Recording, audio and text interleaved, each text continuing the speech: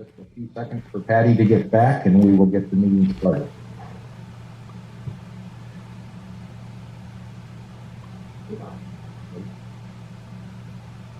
Okay, I'm going to call the meeting to order, and at this time, can we have roll call, please?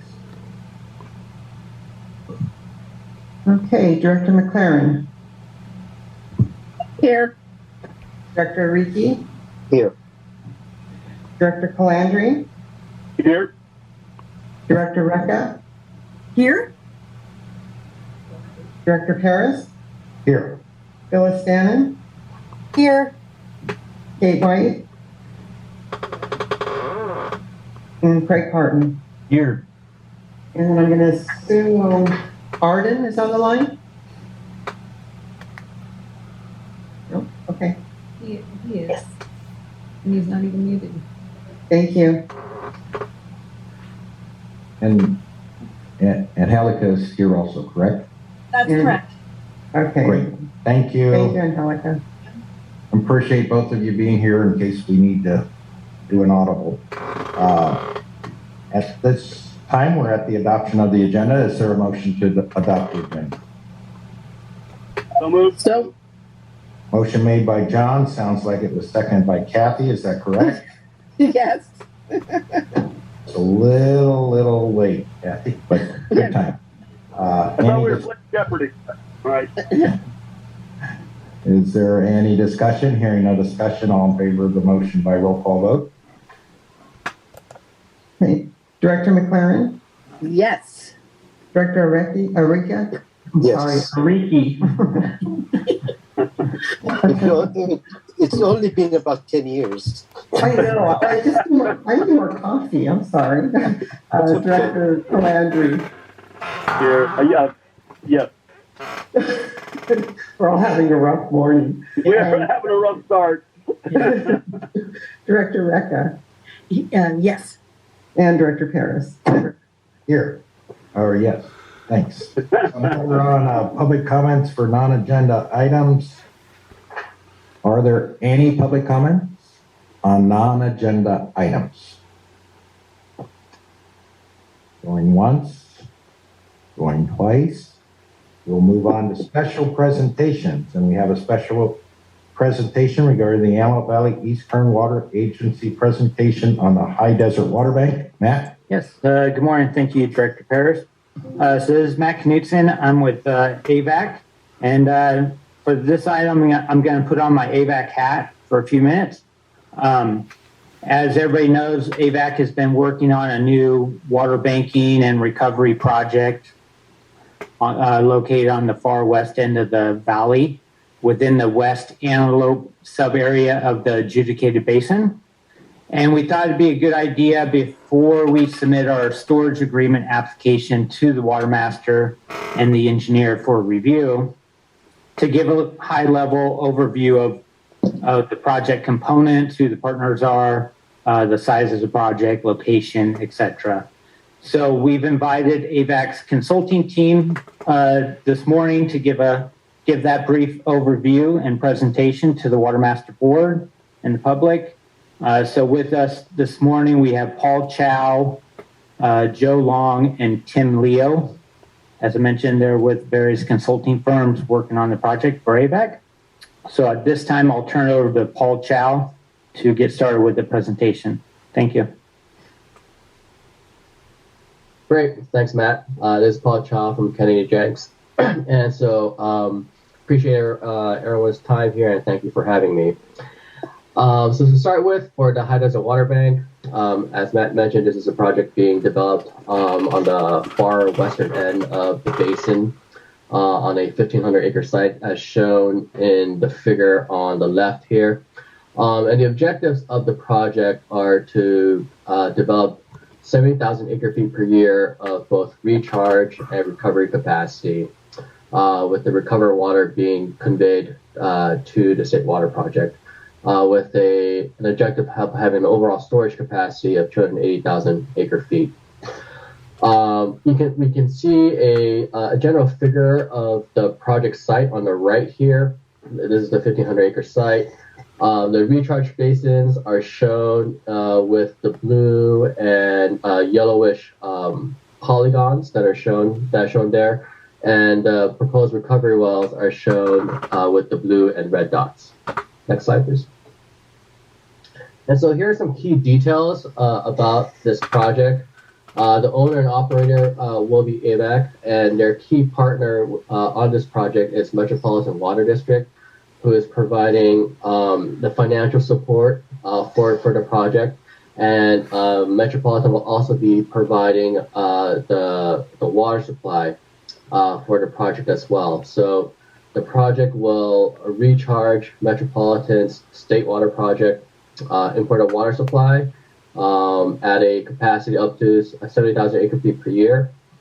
This will likely, and we're actually in construction right now on about 630 acres of recharge area to develop this recharge capacity.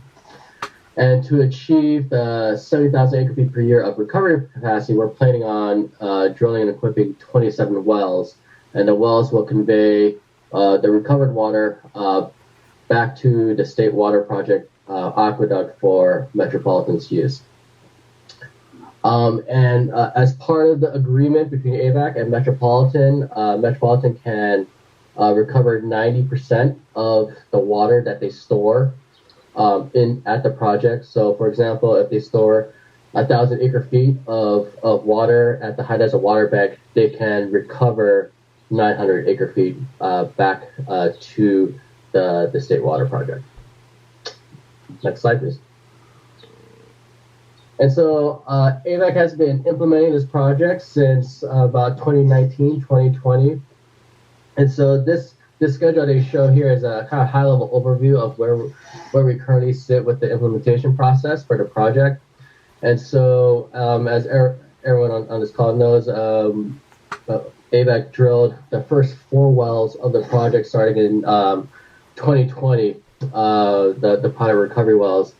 And so those wells provided a lot of informative data that we utilized to help design the project and especially inform the groundwater modeling that was recently completed as part of this project, and the results and analysis part of that model are going to be reflected in the storage application report that will be submitted in the near future here. And so we're in the middle of a pretty heavy construction period here. We're continuing to drill more wells as part of the project. So we're currently drilling another 6 wells that will be completed by the end of the year, and we'll be drilling more wells well into 2024. We're currently in the middle of constructing the turn-in facility that will provide the connection point from the State Water Project aqueduct to the project. We're also just started construction of the recharge facilities, so 630 acres of recharge basins, and that's anticipated to be complete by the end of 2024. And from this point moving forward, we're going to be focusing, the project team is going to be focusing on the design of the recovery facilities, which includes equipping of the wells and the required power distribution for those facilities. And also potentially we're looking, we may need treatment for the recovery system here. And so we're analyzing and potentially designing a treatment facility that's going to be associated with the project. So some key milestones here. We anticipate to have a partial or a part of the recharge capacity to be available by the middle of next year, by May of 2023. We're anticipating about 200 acres of recharge basins will be available by then. So in case, hopefully we'll have a nice wet year coming up here, and then and Metropolitan can recharge some water at the project. The total recharge facilities will be completed by the middle of 2024, and the recovery facilities will be complete by the end of 2025. Next slide. And so this slide summarizes kind of the work that we've completed to date. AVAC is about 98.99% complete with acquiring the required properties. on the project site, and also potential or getting easements where needed for the project site. AVAC has also completed the CEQA process, and so that is all squared away as part of the project. As I mentioned, we completed drilling of the first 4 wells of the project and are currently drilling 6 more wells, and we'll be drilling more in the future. The project team recently completed the groundwater model, and that will be reflected in the storage application, as I mentioned. And we completed the design documents for the turnout turn-in facility and the recharge facilities, which are currently in construction. Next slide, please. And so, as far as work that is currently underway and we'll be working on in the future, the 6 wells are currently under construction. Those will be done by the end of the year. The turnout turn-in facility will also be done by the end of the year, January 2023. Recharge facilities are 2 years from now, halfway through 2024, and the project team will be focused on design of the recovery and potential treatment facilities for the project. AVAC is also coordinating with Southern California Edison on the required power distribution for this project, and so we're working through the design and construction of those potential facilities with Edison. Next slide. And so with that, I'm going to turn it over to Joe Long from Stantec, who is the project manager for the design team, to go over the project facilities. Good morning, everybody. What I wanted to do is give you a high-level walkthrough of all of the different facilities being proposed on the project. Down here where we see TRW number 106, that's where the location of the new turn-in, turn-out facility is coming in. That will be our main feeder that brings water into the site. We've actually divided the recharge basins up into 2 types of recharge basins. Right now we're operating completely under a gravity flow system, so all of the recharging basins that you see on site will be operating from a gravity or floating off of the hydraulic head that comes out of the aqueduct. The areas that are identified in the darker blue areas, those basins are actually what we call the flood protected, or those are the permanent types of recharging basins. That's also where all of our infrastructure resides. Those facilities have been designed so that they're protected from any sort of a regional flow through of water coming into the site from from surface water runoff from storm events. The areas that you see in kind of the yellowed area, those are push-up berms, and those push-up berms are partially within what we call the drainage ways. The drainage ways through the site, as I said, convey surface water runoff as it goes through. The push-up berms, as a storm event comes through, those would partially wash down and then be reconstructed. So there will be an active grading operation going on if and when we have some sort of a storm event that would take those, wash those down. The areas that you see in the hatched red areas are environmental set-aside areas. Those are to help provide conductivity for wildlife and habitat through the site. And they will not have any facilities within them, with an exception up towards the center here from TRW 6 up to the north side of the site. That'll be the mainline pipeline that brings water in from the turnout turn-in system into the gravity feed systems up on the north flank of the project. What's remaining after that would be all of the wells that are going into site. As we had said, we have 4 wells completed at this point. We have 6 that are being worked on as we speak. They're being drilled out. None of the wells have been outfitted for recovery at this particular point. The next stage of the project will be start to looking at developing the wells for recovery purposes once we have the power system in. Are there any questions on the general layout of the site? I'm hearing none, so I'll move on to the next slide, please. This is actually the hard infrastructure that you're seeing coming into the site. What is in the dark blue lines, starting down here at the bottom where we had identified the turn in, turn out along the south boundary. That'll take water and bring water into the site and distribute it throughout the well or throughout the recharge basins themselves. That's part of the construction project that's going on right now.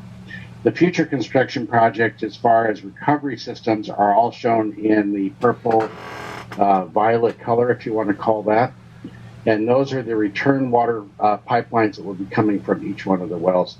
So each well is identified in either an orange, or the future wells, and including the current wells, are all identified in the orange boxes as we go through.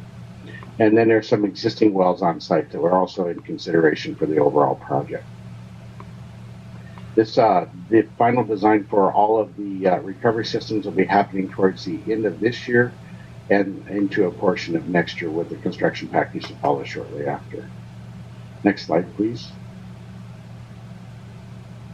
I'm going to hand this over to Tim real quick to talk about how we did a calibrated groundwater model and how we used some of the information that came out of our existing pilot recovery wells. Tim? Thanks, Joe, and good morning, everybody. This is Tim Leo with Montgomery & Associates. I'm a hydrogeologist with Montgomery, and as under contract to Joe's firm, Stantec, we've been working on the hydrogeology aspects of the project, and one of the pieces of work we've done is to develop a groundwater model for the project. It's a computer model that takes data and information from the site, and we build a model to be able to study and help design the project and look at the impacts of the project on the groundwater basin. We started the modeling with the United States Geological Survey model that was built for the entire Antelope Valley a few years ago, which I believe was the same model that might have been used for the adjudication.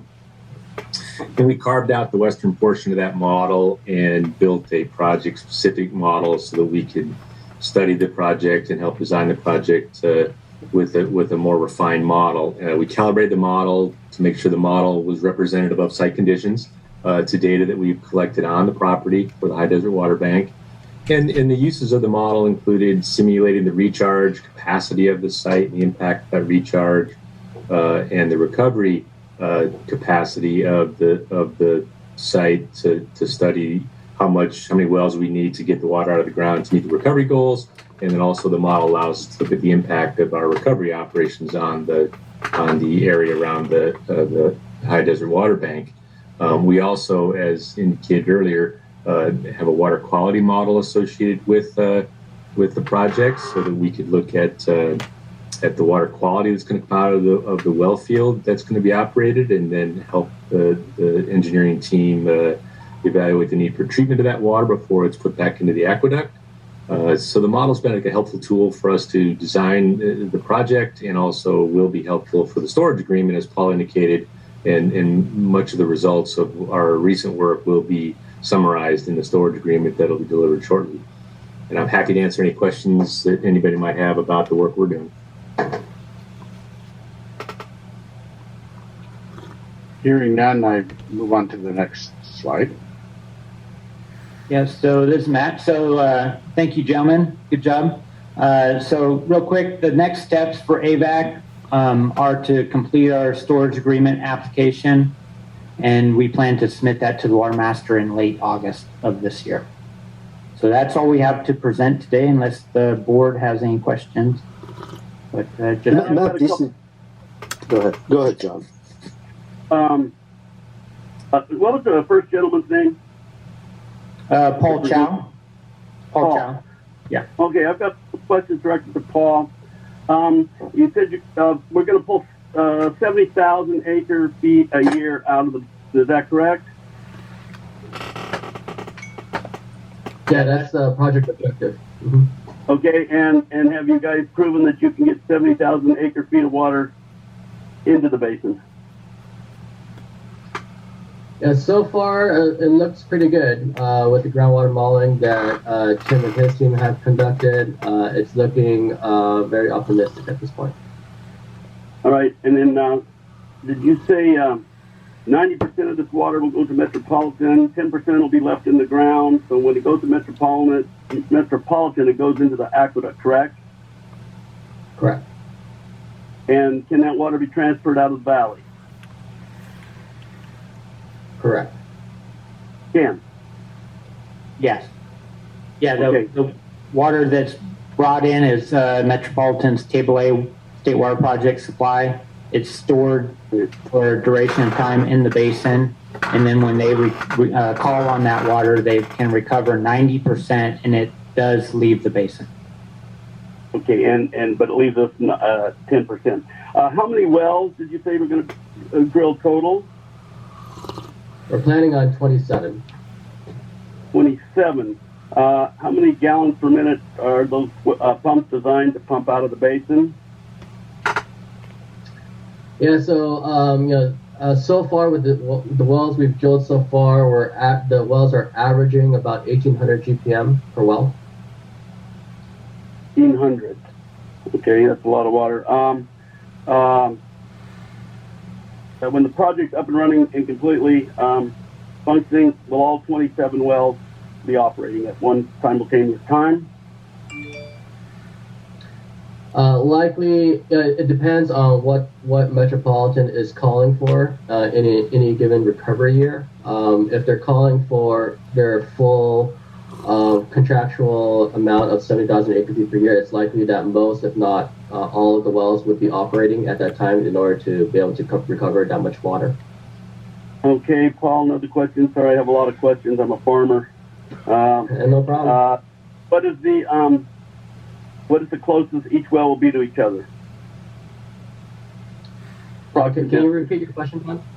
Yeah, assuming that there's 2 or 3 wells, what is the closest that you would put one well next to another well?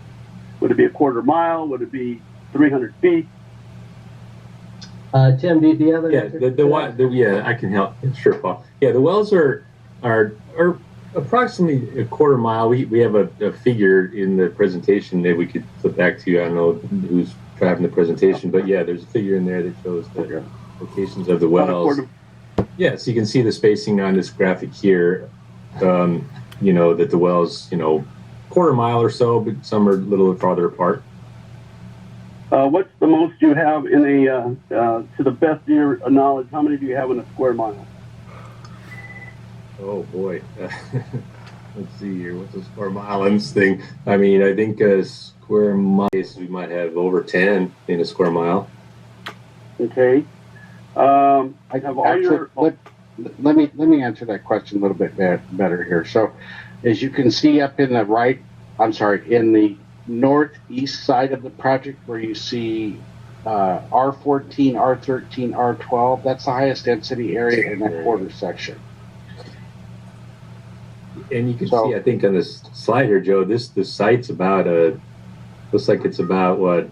2 miles. Yeah, 2 miles. So yeah, see. So the site, and let me go back here. If the site is actually bounded by 300th Street to the west side, 280th Street on the east side.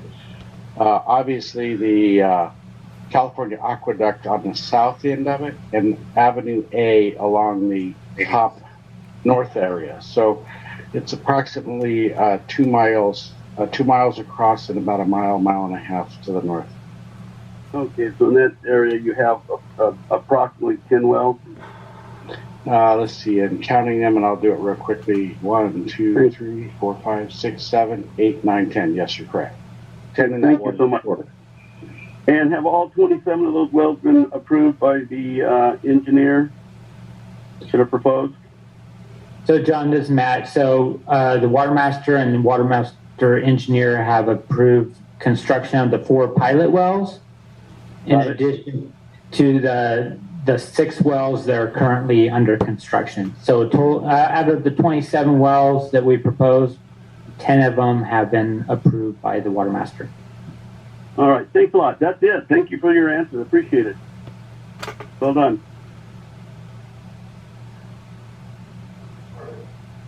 Are there any other questions? I do. Can you hear me? Yes. Who's that? It's Angelica. Can you hear me? I have a question. Yes, go ahead, Angelica. Regarding CEQA, have you looked into the executive order from the governor, the N722, where it talks about CEQA exemption on recharge projects? Extension. So we've, as you know, Angelica, we've gone through CEQA and we have a certified approved document for the project overall. Okay. So there's no further CEQA that we need to perform for this So project. you're done? Yeah, we're done with CEQA. Yeah. Matt, one more question. On land acquisition, what land are you talking about? So, as you know, there's numerous parcels within this project boundary, and for last several years, we've been acquiring those properties associated with the project. So AVAC will own all the properties. We have possession of every piece of property we need. We're just working through the eminent domain process. Okay, so you're done. Very Yeah, well. we're basically done. Yeah. Thank you, Matt. Thank you. Directors, any other questions? This is Adam, Matt. I'm just curious. Is this an expansion of the work that AVIC started a while back? This is a entirely new project site. So, we've been talking about this since about 2017 is when we technically started the process of this water banking program. But at that time, AVIC didn't have Met as a partner, right? Correct. Yeah, when we first started the concept of this water banking program, we were seeking project partners, and then Metropolitan approached AVAC and wanted to be the sole partner on this project. Okay. And of the full capacity of the, I forget now what it was, but of the full capacity, is the entire capacity allocated to Met, or does AVAC has a fraction of that capacity? So the way the agreement structured is of the capacities listed in the presentation, AVAC or Metropolitan has first priority capacity on those rights and is paying 100% of the capital cost and operation and maintenance costs as well to AVAC. But what AVAC gets out of it is not only the revenue and covers our costs, but we have second priority right to the capacity for the benefit of AVAC's customers. What is that? What does that mean, second priority? So if Metropolitan is not using available capacity to the project, then AVAC can use that capacity free of charge. To store water for its customers. Correct, to store or conversely recover. Okay. And how do you envision a scenario like that might happen? Because Met, during wet time, they would just kind of fill that groundwater basin with their water and keep it there until they need it. Am I wrong about that?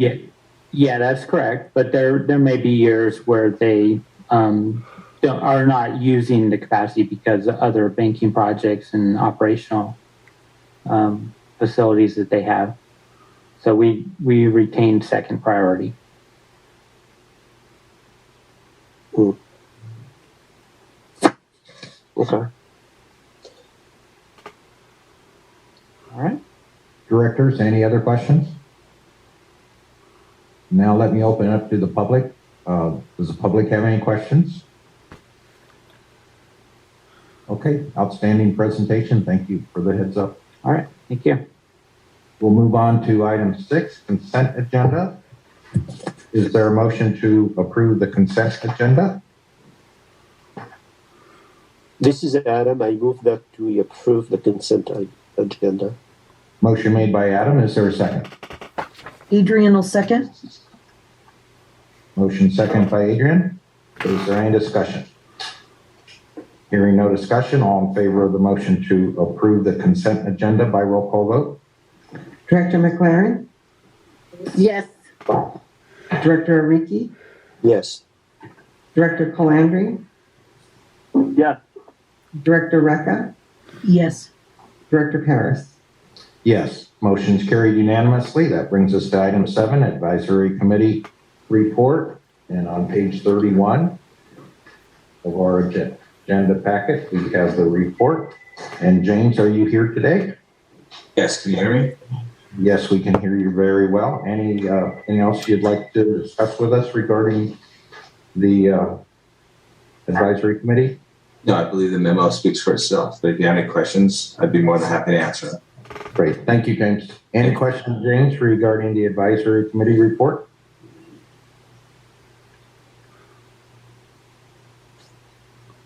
Thank you. James, hearing none, we'll move on to item 8, is administrative committee report, and that would be Matt. Yes, thank you. Good morning, it's Matt. So the administrative committee made up of directors Ariki and Urasic met last Friday. We went through the agenda for today's meeting. Also reviewed in detail the payment of bills that was just approved. We had brief discussions on the payment settlement agreement that's coming up on the agenda with Wilsona Gardens Mutual Water Company, and also went through the proposed amendment to the rules and regs that's on the agenda today. So that's all I have to report, unless Director Ariki, you would like to add anything? Thank you, Matt. Adam? No, I think that's it. Yeah, that's it. Great. Thank you. We're on item 9, public hearing to consider the Antelope Valley Watermaster 2021 annual report. And that will be Kate, I believe. Phyllis this morning. I'm sorry. We just switch out. We switch out on you. Yes, I'm sorry. I have to open the. Okay. I need to have a motion to open the public hearing. So moved, Kathy. Motion made by Kathy. Is there a second? Second by Adam. Second by Adam. Is there any discussion regarding opening the public hearing? Hearing none. All in favor of the motion to open the public hearing by roll call vote? Director McLaren? Yeah. Director Ariki? Yes. Director Calandri? Yes. Director Recca? Yes. Director Parris? Yes, motion's carried unanimously. Now, Phyllis, go ahead. I'm sorry. No problem at all. Good morning, everyone. Thank you very much. I'm going to grab the screen. And while I'm doing that, I wanted to just remind us all what we're doing here. We've reviewed the 2021 annual report. As you know, that this is, let's see, I need stop sharing. There we go. Got it. Okay, can you see my screen? We can, Phyllis, and we see you. Okay, great. We see you. Excellent. Okay, thank you very much. We reviewed our 2021 annual report in our last board meeting. We we need to post this with the court according to the judgment by August 1st. And so today we're just going to simply go through the schedule, the revised draft issue, and get things ready for the court. As you recall, we looked at a draft that was published on the website June 2nd. We allowed comments to come in through June and then revised that draft and posted a revised version of the annual report on the website on July the 8th. And since that time, we have received no further comments from any of the parties, and we think we are ready to get the final together for posting this late this week. We did make a few revisions and edits ourselves since the July 8th report, and we have those red lines available. They were relatively minor. As you know, we got the final audit into the report, and we had a problem with respect to one of the items. We had it shown as a negative number when it should have been a positive number, so we've corrected that. We did some minor text edits in the water accounting sections, B1 through B5, including updates from the recent approved new production party applications and a transfer. We also removed parties that used transfers for their replacement water obligations in Appendix E, which documents those RWOs. We made a few minor edits to appendices F1 and F2 as well. But these were all incredibly minor. We think we have a report ready. This is just a little bit of the information here. We've just talked about the July 8th posting and the July 22nd where final comments were due. And today we are at the public hearing. to allow anyone to make any additional public comments, any questions anyone might have about the edits, and make recommendations for the final revisions and obtain approval from the board to file the report with the court. It's due August 1st, which is next Monday. We'd like to get that done as soon as we can, and we have been working with Craig, who has graciously offered again to coordinate with the court. He'd like to get that filing done on Friday just to make sure there are no final hiccups on that. So we think we are very close to it and ready to get to the court. We also will be submitting the Department of Water Resources requirements in compliance with SGMA, which is just some water use tables. They come directly from the annual report, and I'm going to go over those numbers in the engineer's update. So I'll now turn it back over to the board to consider public comments and any board questions and comments.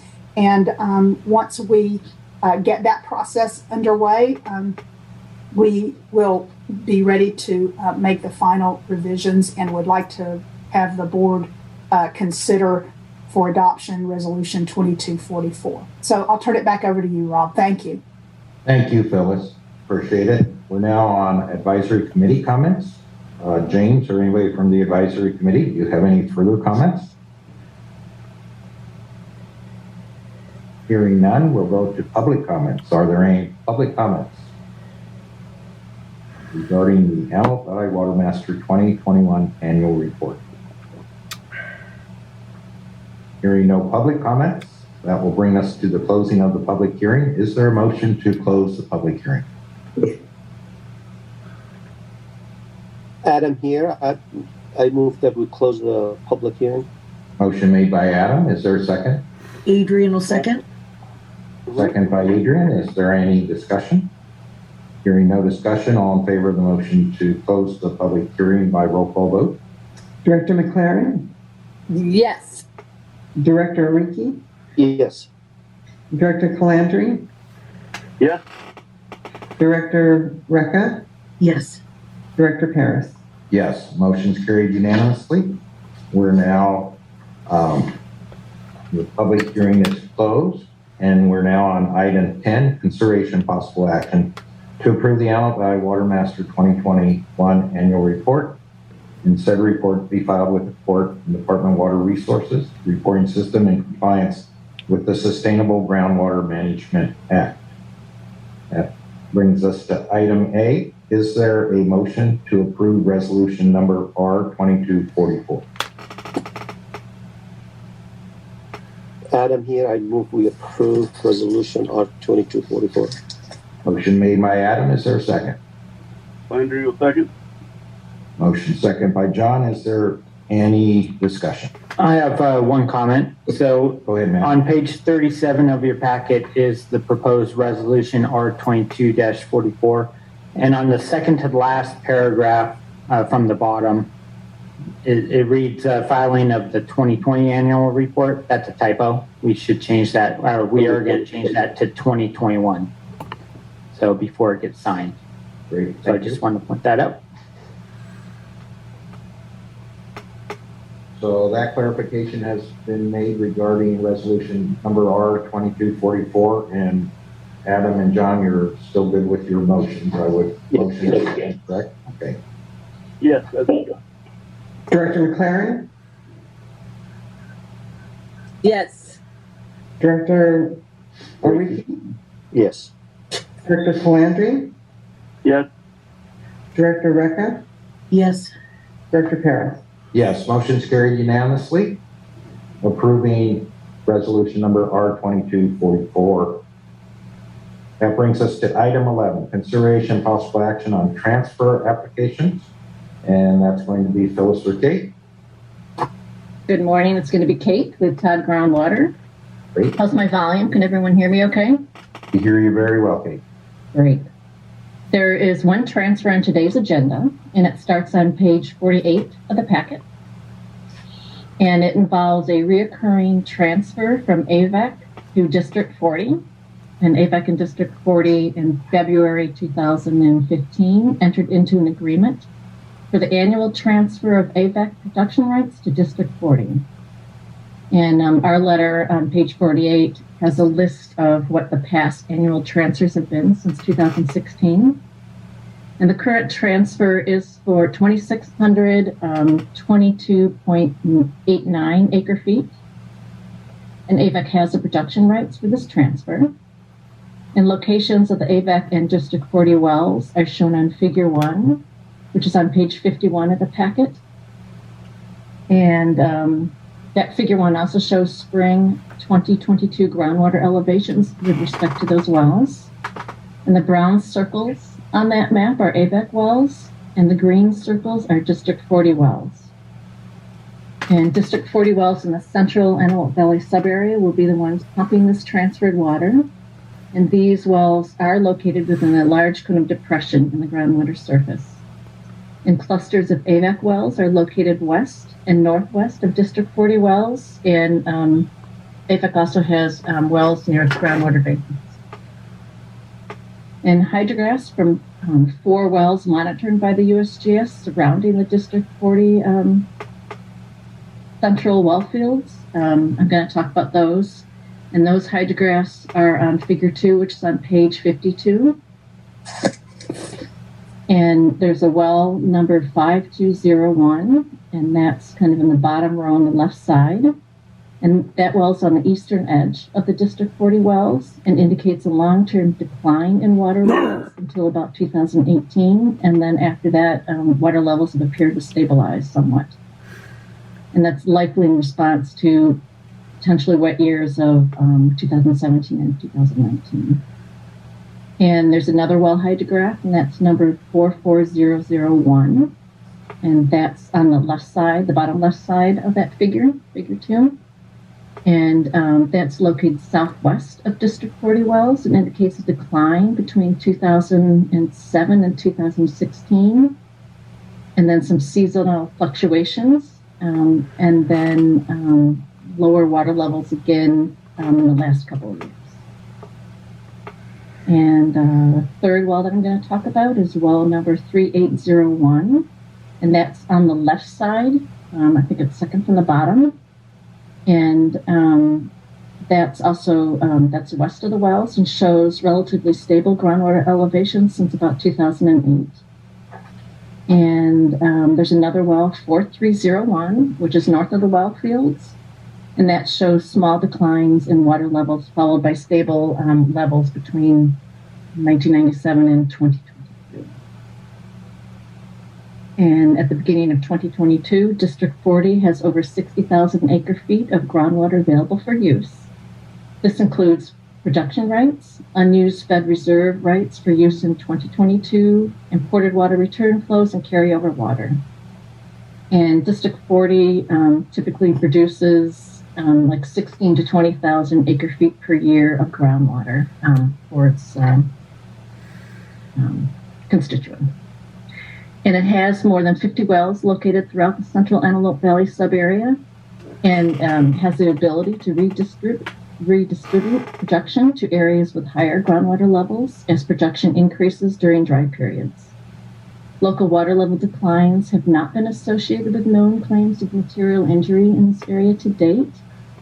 And without known schedules of well production, it's hard to determine definitively if there's going to be any kind of material injury from excessive lowering of water levels associated with this transferred water in the future.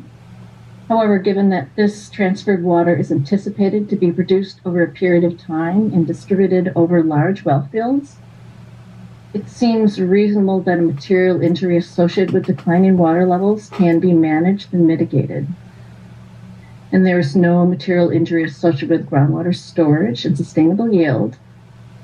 It is anticipated that District 40 will distribute its production throughout the well fields and manage the wells such that concentrated areas of declining water levels are avoided.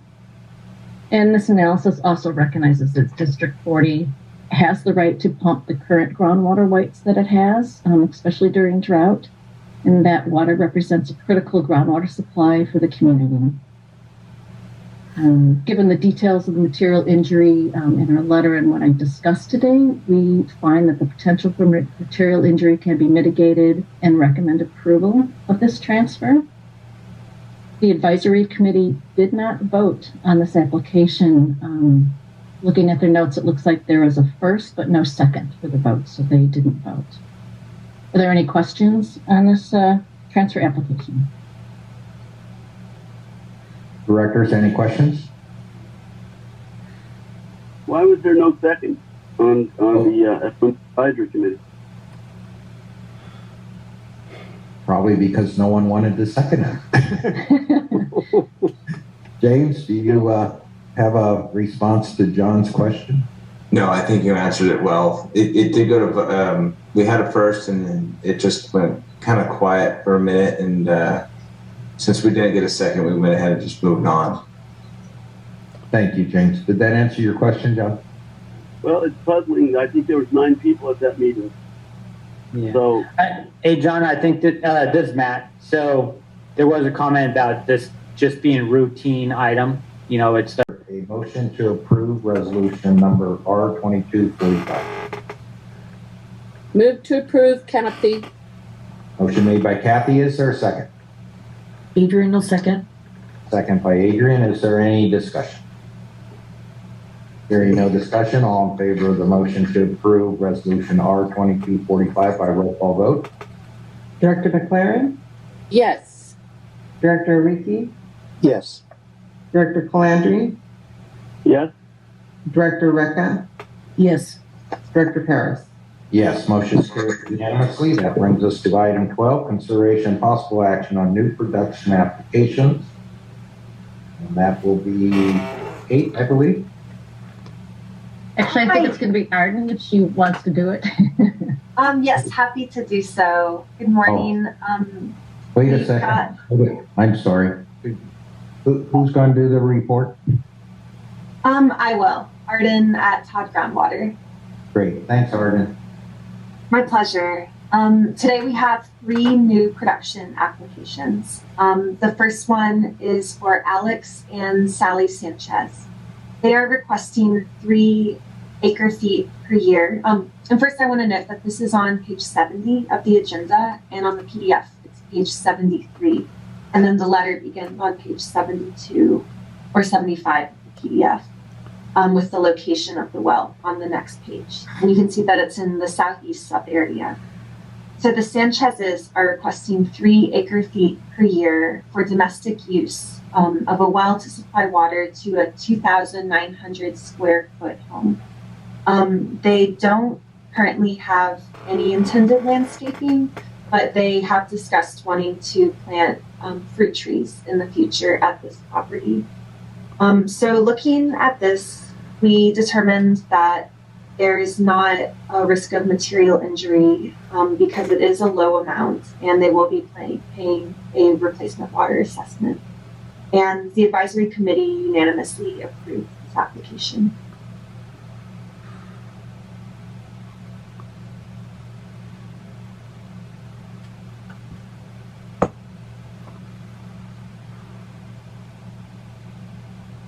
Should I move on to the next one?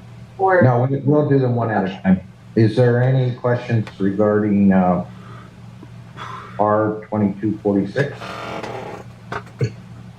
Hearing no questions, is there a motion to approve R2246 for the new production for Alex and Sally Sanchez? Calandri, so moved.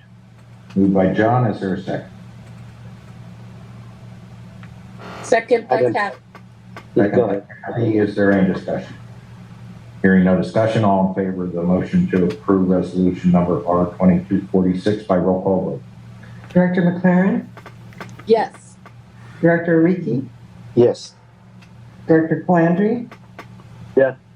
Director Recca, Yes. Director Parris. Yes, motion carried unanimously. And Arden, that brings us to item B, resolution R2247.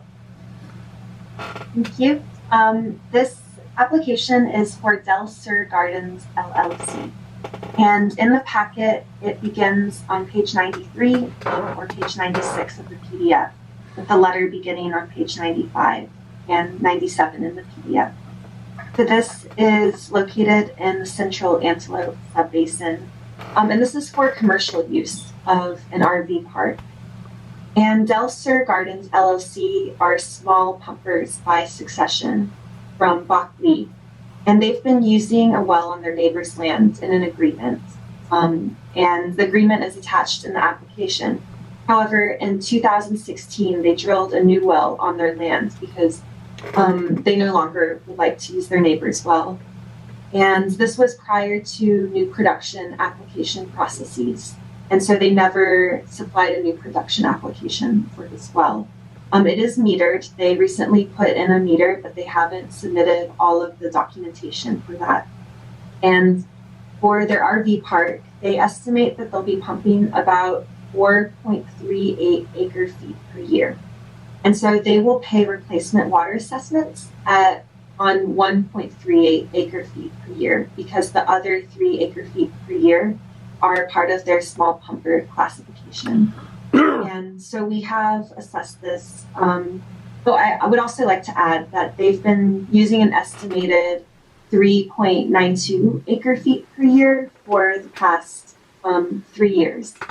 And so we assessed this and said that there's not a risk of material injury because this is more or less the same amount that they have been pumping, and also that they need to submit the full meter documentation in order to move forward. And the advisory committee unanimously approved this application. Are there any questions?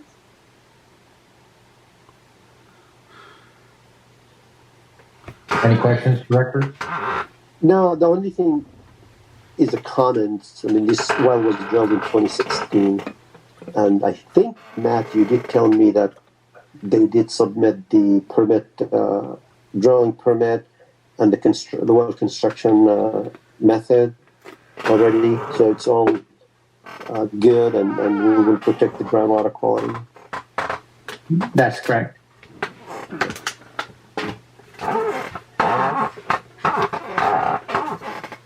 Okay, any other questions? Yes, this is Director Recca. I was just curious to know what is the replacement water assessments that they're going to be charged with prior to the approval of this?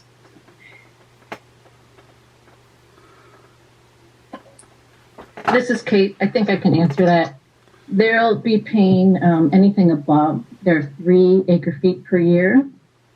So I think they submitted annual production reports for 2016 to 2021 of 3.92 or 97, and so they'll be paying it on the 0.92 or 97.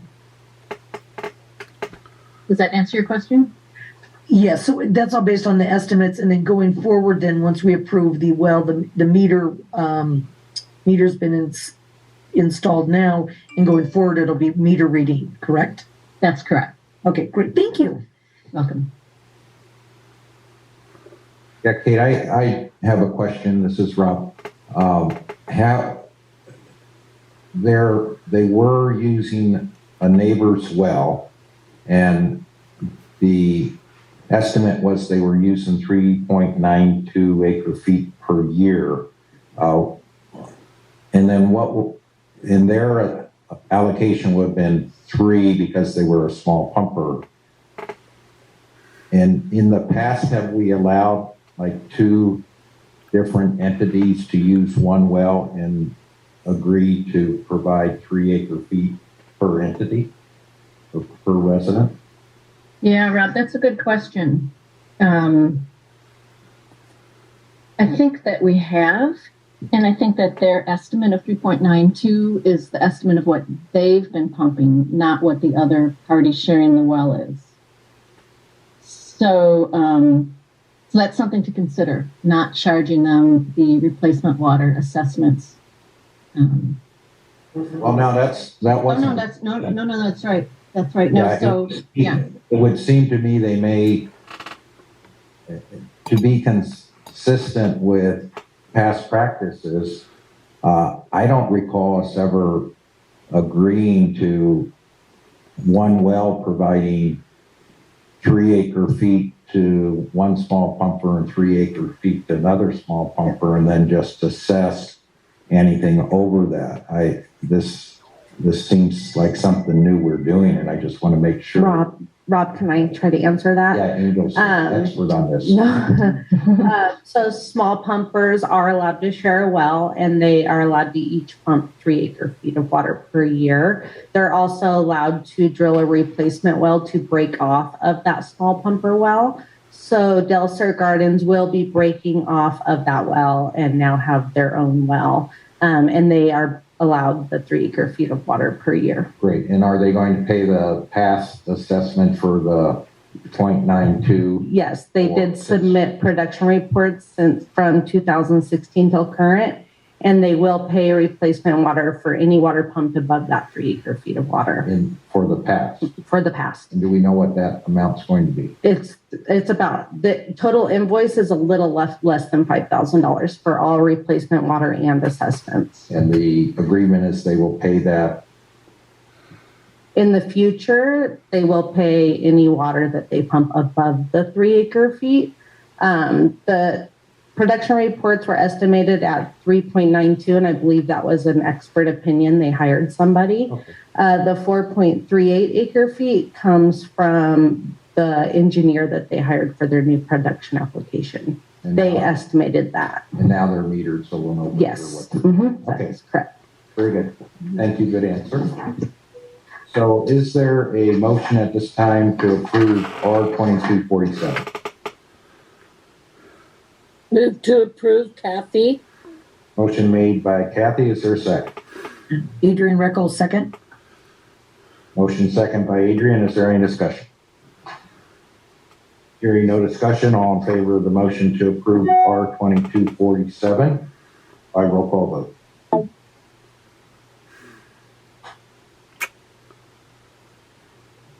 I was reading my other resolution. Director McLaren? Yes. Director Ariki? Yes. Director Calandri? Yes. Director Recca? Yes. Director Parris? Yes. Motion's carried unanimously. That brings us to item C, resolution number R2248.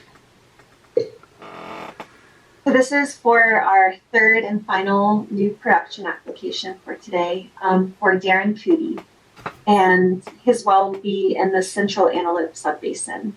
This is for domestic use of a well, domestic use for a home that is about 2,000 square feet and an accessory dwelling unit described as a granny cottage of about 1,000 square feet.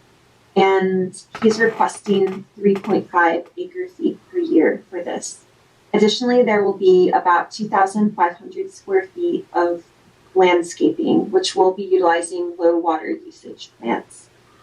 So in our review of this, because of the low volume of pumping and the replacement water assessments that will be paid for the full 3.5 acre feet per year, we determined that the risk of material injury is negligible.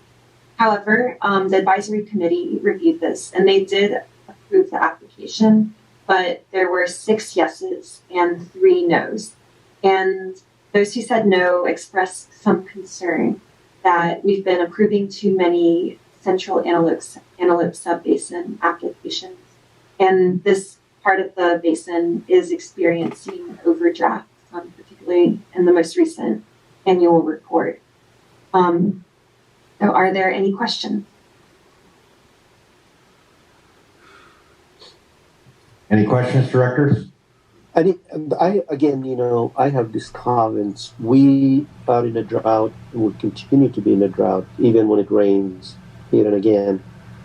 And I would remind us all to make sure that when these applications come up, 3.5 acre feet is a lot of water, to at least ensure that people are aware of drought tolerance plants, native vegetations, the fact that we're in a drought, and see if they are at least in compliance with the state and local ordinances regarding this native vegetation and drought tolerance plants.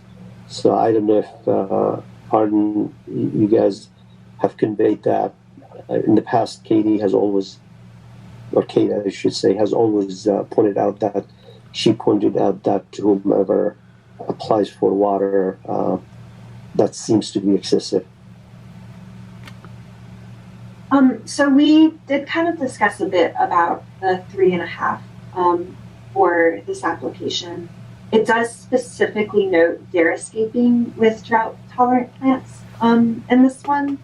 And one comment that we did have is that because it's technically for 2 homes, because there is the smaller unit, it could make sense to have a bit more than kind of the average home use. And additionally, we're sometimes in this tough position where we don't want people to accidentally request too much, too little. And then it can get challenging with the process of if they accidentally overpump. But it is a delicate balance. Okay. As long as we keep that in mind. Mm-hmm. Even if they request too little and they end up pumping a little bit more, there is no harm, no foul. They're just going to pay for whatever excessive pumping they did. I think when people start kind of asking for more water than they need, I don't want to sound like, but the board appears to not care about how much people are asking for water. Half an acre foot of water should be enough for a family. Now in the desert, obviously you need more water, and you have animals, and you have a larger lot, and you have fruit trees, or whatever the case may be. You may need more water, but 3.5 acres is a bit in the high side. Okay. I've got, Mr. Chairman, I've got a question. All these that we approve have to purchase replacement water over their 3 acres. Well, does the judgment address the fact that there's no replacement water available? Is there a priority schedule, or is there any way to deal with that? John, so this is Matt. So the judgment talks about replacement water. It makes it clear that the replacement water provided by the import water suppliers is not necessarily needed in that particular year. So it recognizes that there's the hydrology with the state water project and import water supply, that it varies. There may be years that there's no recharge available, but it'll be made up in future years when water is available. Does that help answer your question? So they won't be asked to. Nobody will be asked to restrict their pumping. They'll just handful so we have more water. Yeah, the Watermaster will just charge the actual pumping, collect those fees, and then when water is available for recharge, the import water suppliers will purchase import water supply to replace the basin. But any of these that we approve, no matter what the situation is, they'll still be allowed to pump whatever we allow them to. For example, Dillsville Gardens will always be able to do their 4.38 no matter what happens as far as drought or rechargeability. Correct. I think the judgment's silent on drought conditions. Okay, thank you. Thank you for your questions. Is there a motion to approve R2248?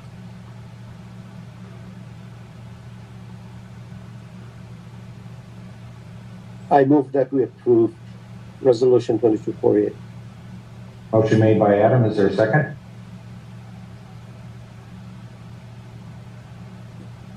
Adrian will second. Second by Adrian. Is there any further discussion? Hearing no further discussion, all in favor of the motion by roll call vote to approve resolution number R2248. Director McLaren? Yes. Director Ariki? Yes. Director Calandri, Yes. Director Recca, Yes. Director Parris. Yes, motion's carried unanimously. Brings us to item 13, consideration of possible action on a replacement well application. I believe that's Angel. That's going to be on page 156. Thank you, Rob. Administrative staff reviewed one replacement well application this month. As Rob said, it starts on page 156 of your agenda packet. This parcel is located in the southeast sub area. The applicant is a known small pumper to the judgment, and he is requesting a replacement well to avoid future issues with his existing well that was drilled in 1955.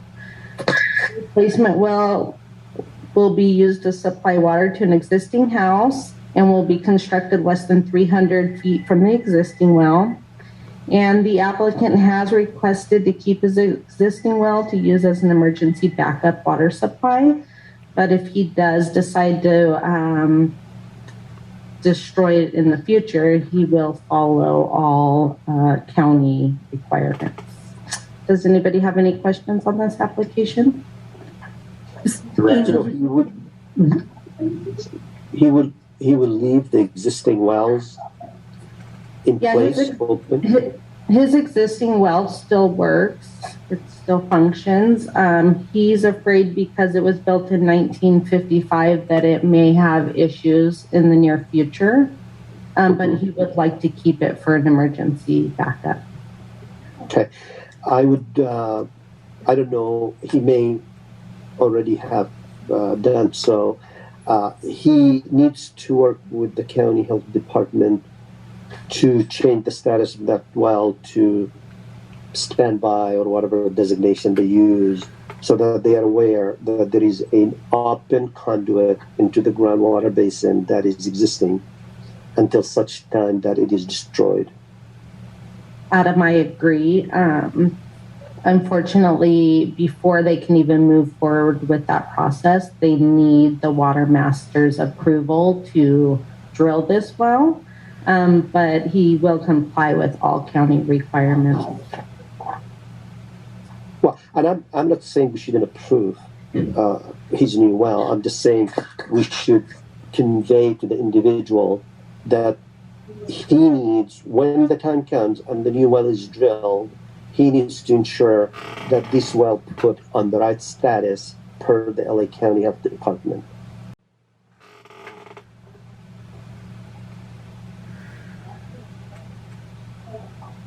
There needs to be a record of it, that it is a standby, and at one point it needs to be destroyed.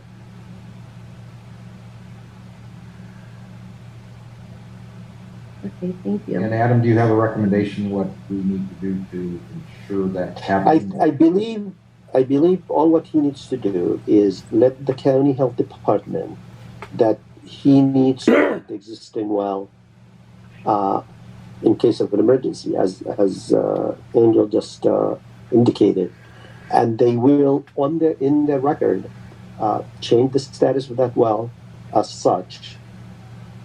In that way, at least, it's their responsibility to ensure that that well is still an open hole into the groundwater basin, and maybe every now and again they check. That's what at least the state does. They check on the status and make sure that it's still. He still needs it. Otherwise, they will ask him to destroy it based on proper destruction of drinking water wells. And Craig, are you listening to this? I would imagine. Yes. And do you have any recommendations? Is that something we should put in the resolution? Is that I don't think it's appropriate for the resolution. I think Adam was indicating the resolution can be approved, but it needs to be communicated. And I can work with staff to make sure it's clear in writing that there's a backup well for limited purposes, and that when that appropriate should be closed or destroyed according to county regulations. Would it be appropriate to do a letter to the applicant with a CC to the county health department? Or whatever you guys. I think that's an excellent idea, actually. A short letter indicating as such and copying the county health and the county health job to take care of that. Yeah.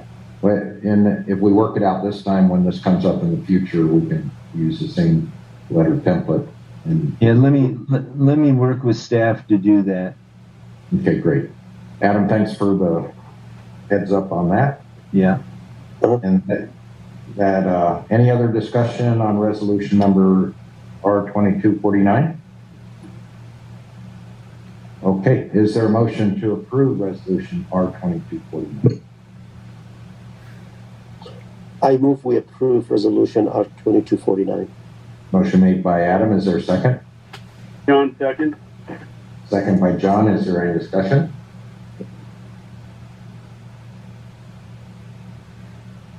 Hearing no discussion, all in favor of the motion by roll call vote? Director McLaren, Yes. Director Ariki, Yes. Director Calandri, Yes. Director Recca, Yes. Director Parris. Yes, motion is carried unanimously. That brings us to item 14, payment settlement agreement. Good afternoon, or good morning still. Go ahead, Matt. This is Matt. On page 168 of your board packet is the proposed payment settlement agreement between the Watermaster and Wilsona Gardens Mutual Water Company. Wilsona is a defaulted party listed in the judgment. They have no groundwater production rights. And based on their production reports that they've submitted to the Watermaster, they racked up replacement water assessments, administrative assessments, and some late fees in just under $50,000 from 2016 through 2021. So based on the fact that they had this outstanding debt with the Watermaster, they requested entering into this payment settlement agreement to pay quarterly just over $1,900. You can see on the agreement, each quarter they agreed to pay the $1,906 to the Watermaster through calendar year 2028 to pay off the past due amounts to the Watermaster. So with that, I'd be happy to answer any questions. I just want to point out that this is the same language that we've approved in the past with other parties that have had outstanding debt. Great, thank you. Any questions of that? So, Matt, do we have a maximum length by which someone needs to pay their outstanding balance, or is it an open-ended? Well, this one is through 2028. By paying the $1,906 each quarter, that would pay off this $49,500 debt. So understood, but our policy, our rule. Oh, no, it's silent. It's negotiated on the terms. That's right, Adam. There's no sunlight or sunset provision in the sample agreement that's used. This one's to 2028, but in certain cases, depending on the financial strength or viability of the entity, it can be shorter or longer. Okay. So if someone come in and say, I want 20-year payment agreement, you would be fine with that? I doubt it. Assuming I doubt it. Okay. All right. It just as long as we think the period is reasonable. Yeah. Okay. That's a case-by-case basis and subject to approval by the board. That's the process. Okay. All right. And then one question for you, Craig. I asked this. This being a mutual water company, could they legally intervene and get some water? I don't think they need to intervene because they're a defaulted party and they're already subject to the jurisdiction of the court. I see. But I do, and it's not at issue now, but we think they could likely apply for new production. I don't think there's any prohibition of that in the judgment of the rules and regulations. But that's obviously not before us now. So I understood. Just for my own education, who is allowed to intervene? Who's allowed to intervene? Uh-huh. Was that the question? Yeah, Yes. non-parties that are potentially pumping from the adjudicated area want to become subject to the jurisdiction of the court and have their production right determined. But what differentiates them from, I guess, what's the distinction between a defaulted party and another party that is pumping from the adjudicated area? Yeah, I think that the distinction is that the party that is subject to the adjudication of the court, the defaulted party by definition in the judgment is a party to the judgment and subject to the jurisdiction of the court and need not intervene. A non-party who is not a party to the judgment, not a defaulted party or in any other sense referenced in the judgment, has to intervene. I see. And a defaulted party is somebody that didn't respond to the court? Yeah, there's layers of parties in the judgment, but defaulted party was named, served appropriately in the litigation, but never responded. Either didn't file an answer, or didn't file a responsive pleading in any way, and was defaulted and is on the default list. That's part of the judgment. Understood. Thank you. Yeah. Any further questions?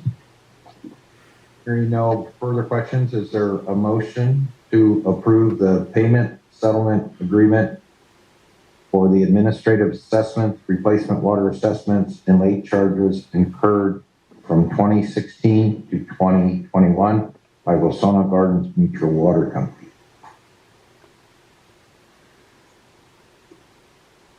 Yeah, I move that we do, but is it a resolution or what? No, it's just a payment settlement agreement, exactly how I just stated it. Okay. All right. And do we, by the way, one last thing, do we charge interest? No, we don't. I mean, Okay. interest is included in the payment settlement because it's past due interest, but throughout the term of the payment schedule, we do not charge additional interest. Nice. Nice. Yeah, hey, I'll ask for a 10-year extension next time I default. All right, I move that we approve the settlement agreement with Wilsona. Motion made by Adam. Is there a second?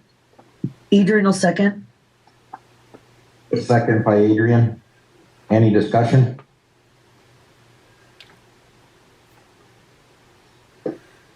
Hearing no discussion, all in favor of the motion by roll call vote? Director McLaren, Yes. Director Ariki, Yes. Director Calandri, Yes. Director Recca, Yes. Director Parris. Yes, motion's carried unanimously. Brings us to item 15, Sub-Area Management Advisory Committees. Proposed amendment to Section 6 of the Rules and Regulations addressing the issue of Sub-Area Management Advisory Committees. I believe that's going to be Craig. Yes, on page 172 is some proposed language that the board has seen before, and it was available for public comment the last 30 days of an amendment to Section 6 of the Rules and Regulations to address the Sub-Area Management Advisory Committee issue that we've been discussing. The language has been acceptable by those who have reviewed it. I don't know that the advisory committee had any comments on it. I do believe that Director Urasic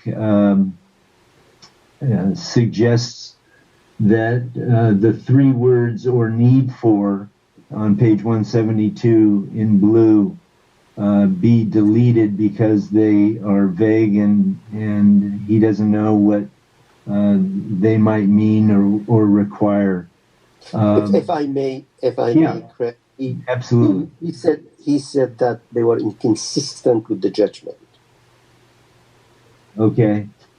Yeah, my feeling about that is that they're not vital to the reading of the section. Let's eliminate them. If there's some concern that they're contrary to the terms of the judgment or vague and ambiguous in any way, there's no point in keeping those 3 words in the amended section. Okay. Yeah. Okay. I recommend that the board approve it, and then we'll approve the section with that amendment of those 3 words eliminated. And we will bring this to the court's attention and get the approval of the court for this amendment to section 6. So, Craig, you want a motion to approve the amendment with the understanding that you're deleting or need for. Is that correct? Exactly. Okay. Hey, this is Matt. Craig, refresh my memory, but I believe we need to have a public hearing on this, and we posted a public hearing for the August 24th meeting. Oh, I thought we were a month ahead of that. Yeah. Yeah, so I'm sorry. I've jumped the gun then. I thought we had that information and had published this for public comment already. I'm sorry. We're a month ahead. Yeah, it was that vacation that I was so excited to get it done that I jumped the gun. Sorry. Well, now we can publish the one with the words deleted, right? Yeah. Mr. Chairman, I've got a question. Until the wording is deferred until an interest in seems extremely vague to me. Don't we need maybe add some wording like and need for instead of or need for and need for? Shouldn't there be a need, not just an interest? Or is that in opposition to the judgment? Well, I'll just comment, Director Calandri, this is Craig, that the current accepted language is in black in section 6. That's already part of the rules and regulations and has been approved by the court. I did. So I do. You want to be careful about correcting something that's already been in front of the court and approved. I get it. Thank you. Okay, any other questions? So the proper procedure is... So Patty has posted a public hearing for this item for the August 24th meeting. August 5th at 5 p.m. Also, just a reminder that we have a special meeting with the board scheduled for August 2nd, next Tuesday at 10 a.m., where we have invited 3 candidates back for a follow-up interview regarding the Watermaster Administrator. Those firms are Duke Engineering, Hallmark Group, and Regional Government Services, also known as RGS. So, and the interviews will be in that order. Also, just a reminder to the board that I did send out the proposed interview questions to each of the board members yesterday. So looking for confirmation feedback that we're good to go with that list. Great. That's all I have. Thank you, Matt. And that brings us to our engineer's report. Yes, hello, it's Phyllis again, and I'll take this from here.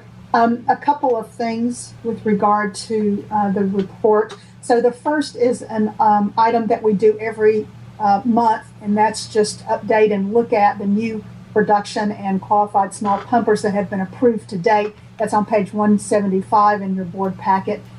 You can see the amounts that are shown there on the table. New production totaling about 487 acre feet a year, and qualified small pumpers about 270 acre feet a year. Any questions on our updated tape? Any questions? No questions. Go ahead, Phyllis. Okay, well, let's move to the Sigma reporting. Your resolution has already approved the filing of this, and these are numbers that come directly out of the annual report. And so I just thought I would put them up just so we know exactly what's being reported with respect to Sigma. So the 3 items that are shown here on this slide, the top is just the information that's on the website. Our total water use for the calendar year 2021 is about 150,000 acre feet, and it's broken down by water source type as shown there in the lower left. Again, these are all numbers that come directly out of the annual report and are consistent with that report. That report will also be filed as a PDF on the Sigma website. In addition to the water use tables, we also report the change in groundwater and storage in the subbasin. This is also done in the annual report. You might recall that we do that as a result of subtraction from March 2020 through March 2021 water levels to estimate how much water has been removed from storage in the subbasin. And that number is about 129,861 acre feet a year. And that also, again, is in the annual report. And we show that information there on when it says method used to determine. That references the annual report directly so that DWR can see what the methodology has been for the estimations of that change. So that's what is going to be uploaded onto the Department of Water Resources website as of August 1st. So it's due on Monday, so we'll go ahead and get that done on Friday. Any questions? Yes. Phyllis, the change in storage, is that net, meaning extraction minus recharge? So we actually do it a little bit more rigorously. We look at the water level contours that we generate for 1 March, the seasonal high water level as required by the Department of Water Resources methodology. And then we look at a subtraction of the water levels between the March 2020 and the March 2021 water level contours. We apply storage values for the aquifer that are actually based on the portions of the aquifer from which that change in groundwater storage occurred. We do that on a sub-area basis, and then we tally that up for the entire basin. And that was the decline of 129,000 that we estimated in this year's annual report. Does that answer your question? It's a net reduction. That's correct. For 2020 calendar year 2021. Understood. Yeah. Any other questions? I'm sorry. When will we ever get to a point where the extraction and the recharge are the same and all that? Yes, please make it rain and additional recharge coming into the subbasin, and I think that would be helpful. As you know, I don't mean to be flippant about it. We're in a critical drought and have been in one for some time, and as a result of that, our recharge from snowmelt coming out of the San Gabriels, which is the largest area of recharge coming into the subbasin, has been declining over the more recent years, and as a result of that, we aren't getting the same amount of recharge into the subbasin, and as we are continuing to pump, even though we are ramping down, we are continuing to remove water from storage during this drought cycle. Mm-hmm. When is the model going to be ready for prime time? It's a good question. So we are in the process of offloading from our new Access database that we have all of the water accounting now compiled within that, and we are offloading that and reformatting all of that for model input files. So it's an active process now, and we have been sort of moving in the direction of really ramping up as soon as the annual report is out the door, which is essentially now. And August and September, Mike Maley is going to be really focused on getting those input files together. We're also going to be considering, as you heard earlier today, the High Desert Water Bank Storage Agreement, from which we'll have a more detailed and focused portion of the subbasin modeled as well. So we'll be pulling that information in along with other areas of the basin where we have some of the additional more focused modeling done to see if there needs to be refinements to aquifer parameters, for example, throughout the basin. So really ramping up now that we've got this annual report out the door. So end of the year is a realistic date? I think so. We certainly will have something in the coming months that would be reportable and sort of showable back to the Watermaster. So maybe early in 2023, we would have a presentation update for everyone. All right, we're holding our breath. Okay. Thank you, Adam. We appreciate the patience. And then finally, I'm sorry, did someone else have a question? No, I just said it's been 7 years, and we just want to see that we made the difference a little bit. Absolutely. Thank you for that, Adam. And so finally, just, we always try to keep this on our radar here. We still have some parties that are non-complying with the reporting requirements of the judgment. We have 29 parties that didn't report 2020 production to us. One Exhibit 3 party, North Edwards Water District, 20 Exhibit 4 parties, 7 parties from the state of California. You might recall they have various accounts, and so they have not reported production. We don't think that most of those accounts actually have wells. We've been trying for years, as you know, to better understand exactly what the state has with respect to their accounts for water production. And we do have confirmation that most of those 7 don't have wells and don't have any production. Nonetheless, we continue to remind the state and everyone that they are required by the judgment to report. We also have one non-stipulating party that didn't report, a mutual water company, Reesdale. I do, we've talked about this several times.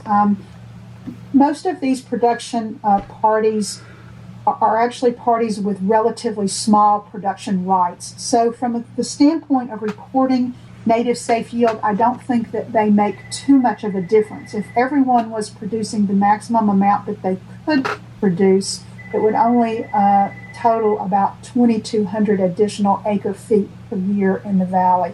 So I don't think that we're missing or misinterpreting what's going on within the groundwater basin because of this, but we just simply want to have full compliance of the judgment. And as a result of that, staff is continuing with their frequent and persistent, I know this for a fact, they are continuing to push for full compliance with production reporting in the valley. And that's our goal. And we recognize that 2,000 acre feet a year is not a deal breaker from the technical perspective, but we certainly want full compliance for monitoring of safe yield in this basin. And with that, I'll close and answer any questions anybody has. Thanks very much. North Edwards, you have 3 there. There are 3 mutual water companies or what? So North Edwards Water District is actually an Exhibit 3 party. I'm sorry, I popped my screen off too soon. And there was one non-stipulating party. That was the mutual water company. Reesdale Mutual Water Company was a non-stipulating party, and they've also not. So North Edwards Keith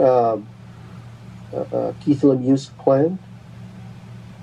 Maybe we can reach out to. I seem to think it's one of his clients. I don't know if Keith, you're on the line. But I am on the line. Can you hear me? Yes. Yes, we can. I represented them I'm not their general counsel. I represented them and still represent them occasionally for purposes of the adjudication. They're a bit of a mess. My recollection is that their allocation in the judgment is like 100 acre feet or something. Yeah. And I believe that their wells were down for arsenic reasons for a while. But I don't know that they've got a functional board of directors, for example. Every time I try to communicate with them, it's very difficult. And, hey, Adam, this is Matt. So North Edwards Water District is within AVAC service area. and they are working on a supplemental import water supply connection with AVAC. So I think they're working through that process. Sure. All right. But that should. The only thing is, can you guys maybe nudge them to report the production if they are pumping any water? Yeah, and even if they're not, all they have to do is put a 0 on a form. Yeah. Yeah, that's really my point here. I know, Keith, you said I'm not clear that if you are or you're not representing them. But if you do know anybody, can you tell them at least to report if they are producing water or not? I can reach out to them, Adam. Thanks, Keith. Thank you very much, Adam. And that's all I have. Thank you very much, Rob. Thank you, Phyllis. That'll bring us to our general counsel's report, update on court proceedings. Go ahead, Craig. Yes, we have 3 litigation matters that are subject to closed session. I'll just express that they represent about over $500,000 in replacement water assessments and other fees and costs. I wanted to say a word about our enforcement strategy so the public has some sense of how we prioritize.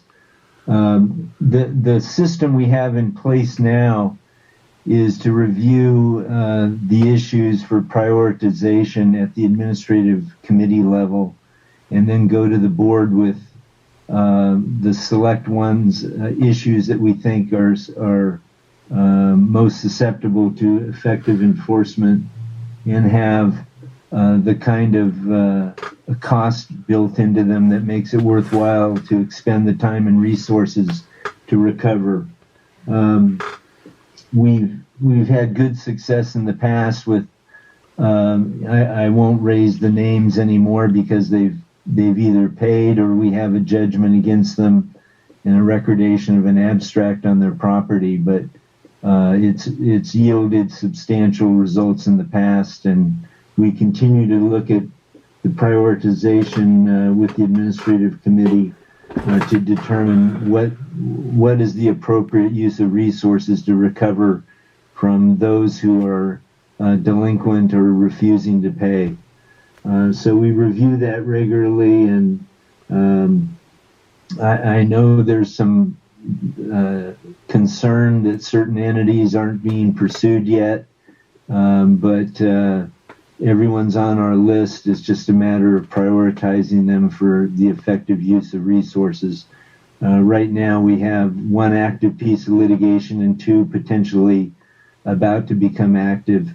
And we're recognizing also that there's want to keep fees reasonable in light of the amount of resources that are required to pursue people that are delinquent or refusing to pay. So the rest of the discussion will be on the 3 present cases that we're pursuing. I'll discuss it in closed session. I wanted to also mention that the staff received some information recently about a water truck situation that may involve violation of the judgment and the transportation of water either out of our jurisdiction or certainly in violation of the judgment. We don't have specific facts to bring back to the board yet, but plan to do so next month. But it's a water truck situation that has gotten some concern from the public. And we've addressed this before back in the beginning of 2020 with the same potential water truck service potentially taking water in violation of the judgment. And it's just come again to the staff's attention who routed it to me. And we need to do some more fact finding, but very likely if the allegations prove to be true, involve an enforcement matter. That's all I have at this point. The rest I'll reserve for a closed session. Thank you, Craig. Any questions for Craig? Hearing none, we're on item 19, board members' requests for future agenda items. Are there any requests? Hearing none, we're on item 20. Is there a motion to go into closed session regarding item A and B? Motion made by Adam. Is there a second? Calandri, second. Second by John. Is there any discussion? Hearing no discussion, all in favor of the motion to go into closed session by roll call vote? Director McLaren, Yes. Director Ariki, Yes. Director Calandri, Yes. Director Recca, Yes. Director Parris. Yes, motion's carried unanimously. We'll go into closed session in 5 minutes. Everybody gets a 5-minute break.